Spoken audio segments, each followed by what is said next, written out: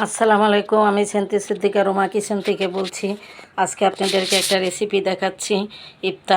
ইফতার কীভাবে, প্রতিদিন তো মানুষ ছোলা টোলা খাইলে ওগুলি পেট ব্যথা করে, গ্যাস হয়, তাই আজকে আমরা এডি করেছি। পরোটা বানিয়েছি, গ্রিল বানিয়েছি, আর এটা হচ্ছে লেবুর শরবত, আর হচ্ছে আপনার হলো তরমুজের শরবত করেছি, কারণ আমার ছেলে তরমুজের শরবত খায় না। আর এগুলি ফলমূল কেটেছি, শসা, তারপরে হচ্ছে পেঁপে, পেয়ারা, তরমুজ, আর হচ্ছে এটা হচ্ছে এলো আলু ফ্রেঞ্চ ফ্রাই করেছি। আপনারা এভাবে বানায় খাবেন, তাহলে প্রত্যেক দিন এক এক নতুনত্ব হবে। তাই আমি নতুনত্ব করতেছি, কারণ হচ্ছে প্রতিদিন একই জিনিস খেতে ভালো লাগে না, সমস্যা হয়, পেটেরও সমস্যা হয়, গ্যাস হয়। তাই আপনারা এভাবে বানায় খাবেন। আর আমি যেভাবে বানাইছি, এটা মাংসটা মেরিনেট করে রেখেছিলাম সব কিছু দিয়ে, এখন আমি ভেজেছি।